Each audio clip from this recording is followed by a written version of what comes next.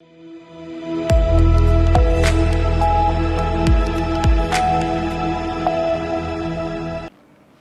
एक बार फिर से आपका स्वागत है सी न्यूज भारत में। हरियाणा के रेवाड़ी में पहुंचे कैबिनेट मंत्री राव नरवीर ने मीडिया के लोगों से स्वदेशी अपनाने की पुरजोर अपील की और प्रधानमंत्री नरेंद्र मोदी द्वारा पंडित दीनदयाल उपाध्याय जयंती से शुरू हुए आत्मनिर्भर भारत व घर घर स्वदेशी अभियान में अधिक से अधिक जुड़ने को कहा। उन्होंने बताया कि स्वदेशी के उपयोग से न केवल उद्योगों को बढ़ावा मिलेगा बल्कि विदेशों से आयात पर खर्च भी कम होगा और देश की अर्थव्यवस्था मजबूत होगी। मंत्री ने महंगे कपड़ों की बजाय मेक इन इंडिया खादी अपनाने की भी सलाह दी। एनसीआर में बढ़ते प्रदूषण पर उन्होंने कहा कि सरकार अकेले नहीं बल्कि जनता का सहयोग जरूरी है।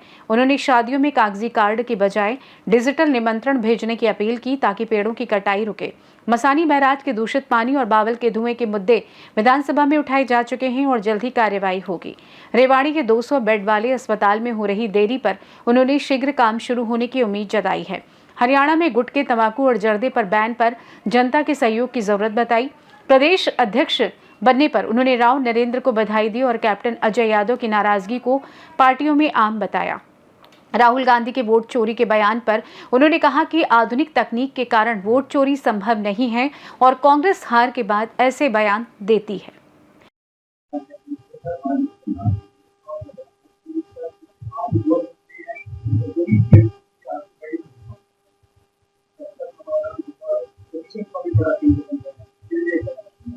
देखो, देश में तो नहीं, एनसीआर में पोल्यूशन एक बड़ा मुद्दा है और मैं हर जगह हर भाषण में एक बात कहता हूँ कि अकेले सरकार इसका समाधान नहीं कर सकती।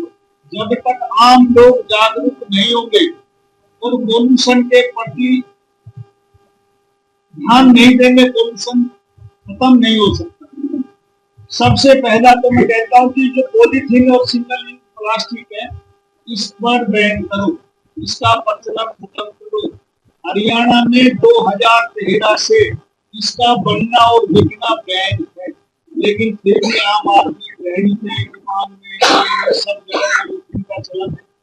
जब तक आप लोग इस पर खुद ध्यान नहीं देंगे, क्योंकि पॉलीथीन एक ऐसा चीज है जो सबसे ज्यादा प्रदूषित करता है इलाके को। आप इसमें आग लगा के देखो, सबसे ज्यादा काला धुआं जो पूरे वायुमंडल को खराब करता है पॉलीथीन से होता है। शहरों में जितनी भी सीवर की चौक होने की समस्या है, वो 90% कारण इसका पॉलीथीन का बैग है। और एक पॉलीथीन पे बैग को गढ़ने में लगभग 400 से 450 साल लगते हैं। हम ये मानते हैं कि एक जनरेशन भी 25 साल के बाद दूसरी पीढ़ी आ जाती है, थोड़ा 18 पीढ़ियां गुजर जाएंगी एक पॉलीथीन के बैग को बनाने में। इस पॉलीथीन का इस्तेमाल सबसे बड़ा कारण है। दूसरा मैं कहता हूँ, ये जो हम कार्ड छपवाते हैं किसी भी खुशी, अब इलेक्ट्रॉनिक का जमाना है, सब आधुनिक युग में रिक्शा से लेकर बड़े बड़े उद्योग अंबानी तक हर आदमी के हाथ में मोबाइल है। आज भी हम इस देश में दुख की घड़ी में 2025 में भी हम मोबाइल का इस्तेमाल करते हैं। कोई दुख की घड़ी आ जाए तो कार्ड नहीं छपवा, तो मैं कहता हूँ कार्ड तो दुख में नहीं छुपाते तो खुशी में क्यों नहीं। तो जितने हमने 2017 में एक सर्वे करवाया, उसके मुताबिक एनसीआर में एक साल में 10 करोड़ कार्ड छपते थे। आज 2025 में कुछ न कुछ चलन बढ़ा होगा, लेकिन आज 2025 में भी मैं ये मानता हूँ कि 10 करोड़ कार्ड भी छपते हैं, तो अब 7 करोड़ कार्ड छपते हैं, अब 3 करोड़ सूखे छपते हैं बड़े बड़े। तो आदमी अपनी हैसियत के अनुसार बड़े बड़े कार्ड छपवाता है जिसमें बहुत से सामान दिए जाते हैं। तो कहाँ से बनते हैं कार्ड? ये पेपर से बनते हैं। पेपर कहाँ से आता है? पेड़ करते से। तो हम कम से कम, क्योंकि देश जब प्रगति करता है और विकास करता है तो स्वाभाविक रूप में पेड़ कटना अनिवार्य है। सरकार, फॉरेस्ट डिपार्टमेंट इसको मंजूरी भी देता है, लेकिन एक पेड़ के बदले में हम 10 पेड़ लगवा देते हैं। लेकिन यदि 30-40 साल का पेड़ कटेगा, हम छोटे 10 पेड़ लगाएंगे तो उसमें दिक्कत आएगी। आहिस्ता आहिस्ता वो तो हवा देगा, फल देगा। तो हमारी कोशिश है कि जो हम बचाव कर सकते हैं, तो शादी के कार्ड तो हम ये पेड़ को 10 करोड़ कार्ड छुपाते हैं, ये तो बंद हो। यदि 2 काम भी हम करेंगे तो हम कर सकते हैं, तो प्रदूषण नहीं होगा, कम होगा और हम पेड़ लगाने की कोशिश करें। माननीय प्रधानमंत्री जी ने भी नारा दिया कि एक पेड़ मार देना, और मैं तो ऊपर जाके कहता हूँ इससे भी ज्यादा कि हम हिंदू धर्म से ताल्लुकात रखते हैं, एक पेड़ तो हमारे दुराने के काम आ जाता है, इसलिए आप कम से कम 2 पेड़ लगाए, आने वाली नस्लों को भी अच्छी आबो हवा में रहने का हक मिल सके। इसलिए जो सक्षम लोग हैं वो कम से कम 2 पेड़ जरूर लगाए, और पेड़ लगाए नहीं, उनका 5 साल तक बच्चे की तरह देखभाल करें, तब जाके हमारा वायुमंडल ठीक होगा और आने वाली पीढ़ियों को हम विकसित भारत की ओर जा रहे हैं। आज हमारी इकोनॉमी शायद 4थे स्थान पर है, आने वाले समय में 30वें स्थान पर आ जाएगी, और यदि हम विकसित राष्ट्र, दुनिया का भी सबसे बड़ा देश बन जाए आर्थिक रूप पर, जब तक हमारा पर्यावरण ठीक नहीं होगा तो हमारी सेहत नहीं ठीक होगी। दीनदयाल उपाध्याय की जयंती से पूरे देश में आत्मनिर्भर भारत और हर घर स्वदेशी अभियान की शुरुआत की। यह अभियान पूर्व प्रधानमंत्री अटल बिहारी वाजपेयी जी की जयंती 25 दिसंबर तक जारी रहेगा।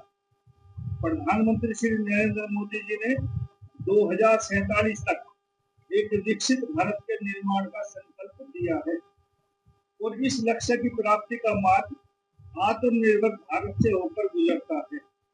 हरियाणा की 3.25 करोड़ की जनता इस राष्ट्रीय महायज्ञ में अपनी महत्वपूर्ण भूमिका निभाएगी। माननीय मुख्यमंत्री श्री नारायण सैनी जी के मार्गदर्शन में राज्य सरकार ने इसे हर गांव और हर शहर तक पहुंचाने के लिए विस्तृत कार्य योजना तैयार की है। 90 दिनों के इस अभियान के दौरान भाजपा और उसके कार्यकर्ता देश के लोगों से संपर्क करेंगे और उन्हें स्वदेशी उत्पादों का समर्थन करने और खरीदने के लिए प्रोत्साहित करेंगे।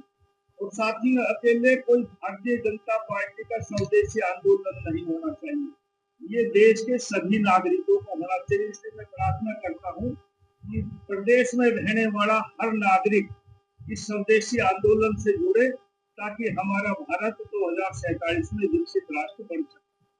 साथियों, प्रधानमंत्री नरेंद्र मोदी जी ने जिस आत्मनिर्भर भारत का आह्वान कर रहे हैं, उसका मूल उद्देश्य केवल आर्थिक स्वतंत्रता तक सीमित नहीं है। यह संदेश देश की घरेलू क्षमताओं को सशक्त बनाने, आयात पर निर्भरता घटाने और स्थानीय उद्योगों को प्रोत्साहन देने के साथ साथ विकास की दिशा को व्यापक सामाजिक सरोकारों से भी जोड़ता है, जिसमें महात्मा गांधी की स्वदेशी अपनाओ और पंडित दीनदयाल उपाध्याय जी की अंत्योदय की परिकल्पना स्पष्ट तौर पर समाहित है। आत्मनिर्भर भारत की ये यात्रा गहराई से देखी जाए तो इसके केंद्र में स्वदेशी का गौरव और अंत्योदय का दर्शन स्पष्ट दिखाई देता है। यानी विकास की रफ्तार केवल बड़े उद्योगों और आधुनिक तकनीक तक सीमित न रहकर हर नागरिक के बुनियादी कल्याण, शिक्षा और सामाजिक न्याय को भी साथ लेकर चलती है।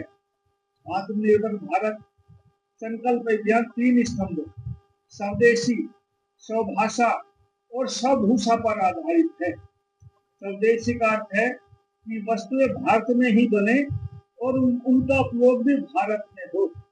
इस दिशा में कई उपलब्धियां सामने आई हैं। देश में स्टार्टअप की संख्या 1.70 लाख तक पहुंच चुकी है। इसरो ने पहली स्वदेशी सेमीकंडक्टर चिप विक्रम 32 विकसित की है। भारत दुनिया का दूसरा सबसे बड़ा मोबाइल निर्माता बन चुका है। निरोगी काया तभी रहेगी जब आपका प्रदूषण ठीक रहेगा, पर्यावरण ठीक रहेगा। इसलिए मैं सबसे आपके मीडिया के माध्यम से कहना चाहता हूँ कि पॉलीथीन का इस्तेमाल बंद करें, कार्ड छपवाना बंद करें, और जहाँ तक हो सके वहाँ पेड़ लगाएं, ताकि आने वाले समय में इस इलाके में औद्योगिक इलाके है केमिकल इंडस्ट्री से पानी निकल रहा है, बड़ी संख्या में लोग। ये एक बहुत बड़ा मुद्दा है। मसानी बराज में इसका पानी जाता है, एसटीपी का भी पानी जाता है, केमिकल फैक्ट्री का भी पानी जाता है। विधानसभा में भी इसके ऊपर प्रश्न उठे हैं। सरकार ने और हमने और राजस्थान ने भी इस बारे में चर्चा की। माननीय भूपेंद्र यादव जी ने भी इस बारे में चर्चा की। कल भी वो आए थे माननीय सर, इसकी चर्चा हुई। बहुत जल्दी स्टेट प्रोजेक्ट इरिगेशन डिपार्टमेंट की तरफ से बना रहे हैं और निकट भविष्य में इसका समाधान आपको दिखाएंगे। इसके अलावा बावल में भी अभी सीटीपी लगा रहे हैं और कोशिश होगी इस साल में आपका इसका रिजल्ट दिखाई देगा।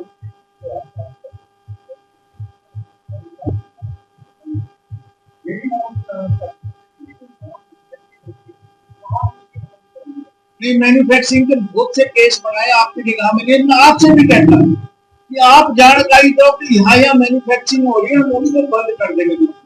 ये हर आदमी का कर्तव्य है कि बताए कि यहाँ मैन्युफैक्चरिंग हो रही है, और मीडिया वालों को तो हमसे ज्यादा ज्ञान है, कहाँ बढ़ते हैं। डिपार्टमेंट है, अपनी कोशिश करेगा, उनको सील लगाएगा, उनको बंद करेगा और उन पर जुर्माना लगाएगा।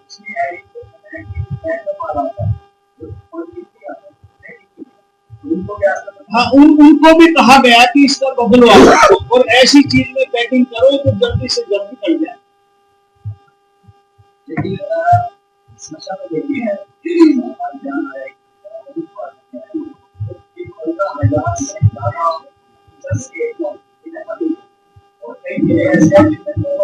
नहीं, ये मैं नहीं कहता, मेरे ज्ञान में नहीं है 15,000, लेकिन हाँ रिक्त पद है और हमने एसएस बोर्ड को रिक्रूटमेंट के लिए भेज रखा है। ठीक है, तो भविष्य में उससे रिक्रूटमेंट हो जाएगी, समस्त अध्यापक आ जाएगा।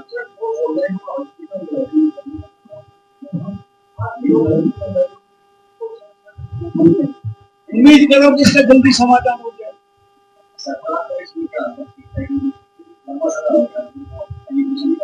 मेरे महकमे से संबंधित सवाल नहीं है, लेकिन मैं ये कह सकता हूँ कि इसकी कैबिनेट में भी चर्चा हुई है और माननीय मुख्यमंत्री जी भी इसको प्रयत्नशील है कि इसका समाधान निकले और जल्दी रेवाड़ी में।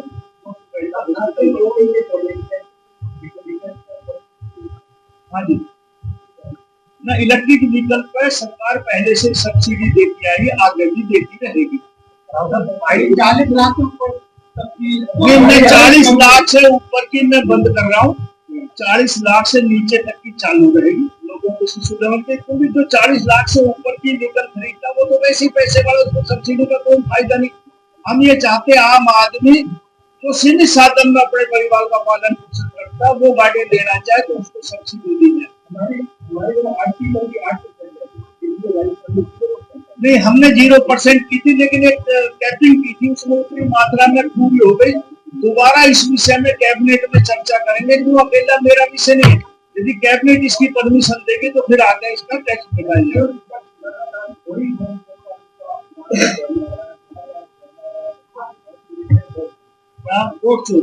देखो, जो चुनाव हार जाता है वो कोई न कोई कारण गिनाता है, कोई नहीं कहता मुझे जनता ने नकार दिया।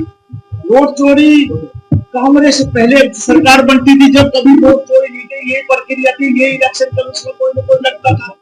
जब कांग्रेस 3 चुनाव लगातार हारती गई तो वो चोरी का आरोप लगाती है। मेरा आकलन ये कि चोरी नहीं हो सकती। प्रजातंत्र में हर आदमी का अधिकार वोट डालता है, सबके सामने डालता है, वो अंदर दिखा जाता है।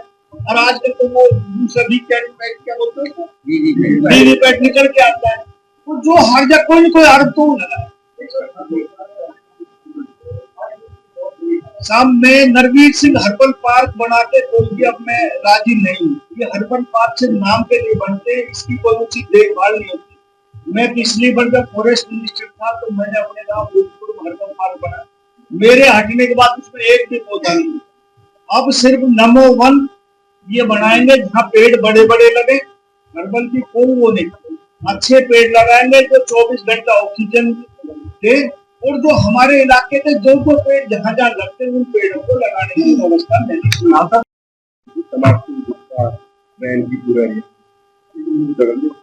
देखो, मैं उस सरकार में भी मंत्री रहा हूँ जिस सरकार में शराबबंदी लागू की गई, लेकिन 1996 में बंद किया गया और 1998 में उसको खोला।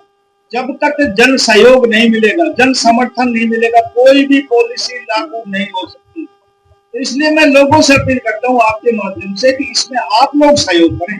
सरकार अपनी कार्रवाई करती, लेकिन सरकार उतना नहीं कर सकती जितना आम आदमी भागीदारी कर सकता है। तो 22 सितंबर से डीएलसी डेयरी प्रोडक्ट मंत्री बनवारी लाल जी रहे हैं, तो फिर 30 तारीख को हटाने के बाद 12% दोबारा से कर दिया डेयरी प्रोडक्ट रिटर्न। अपनी सरकार अपने प्रोडक्ट उन पे दाम इतने बढ़ गए, तुम्हारी से मार देता है। मेरे को इस बारे में जानकारी, लेकिन इस बारे में चर्चा जरूर करूंगा आपसे।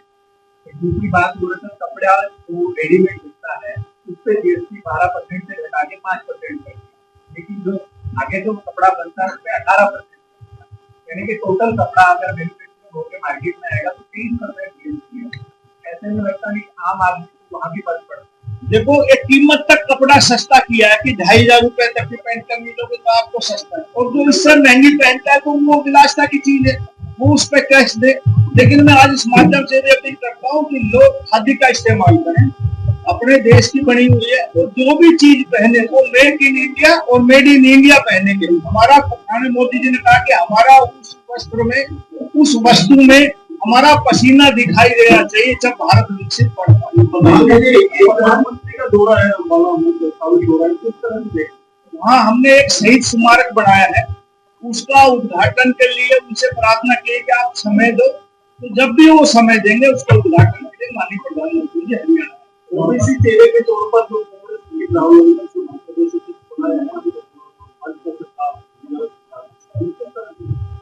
मैं ओबीसी समाज से संबंध रखता हूँ, मैं तो मुबारकबादी दे सकता हूँ। अहिरवाल में इतने सालों के बाद अध्यक्ष बना तो मैं उनको अपनी तरफ से शुभकामनाएं देता हूँ, और जब तक विपक्ष मजबूत रहेगा तो सत्ता पक्ष भी ठीक काम करेगा। लेकिन कैप्टन साहब की नाराजगी, देखो पार्टी में आपस में नाराजगियां चलती रहती है, उनका जरूरी मामला है, लेकिन नरवीर सिंह अपनी तरफ से नरेंद्र भाई को मुबारकबाद देता है, शुभकामनाएं। रेवाड़ी से सी न्यूज संवाददाता चैन सिंह की रिपोर्ट। कैबिनेट मंत्री राव नरवीर ने स्वदेशी प्रदूषण नियंत्रण और चुनावी निष्पक्षता जैसे मुद्दों पर जनता का सहयोग जरूरी बताया और सरकार के प्रयासों को समर्थन देने का आह्वान किया। फिलहाल के लिए इस खास रिपोर्ट में बस इतना ही। देश दुनिया की तमाम बड़ी खबरों को जानने के लिए जुड़े रहिए सी न्यूज भारत के साथ। हर खबर आपके साथ, आपके हाथ।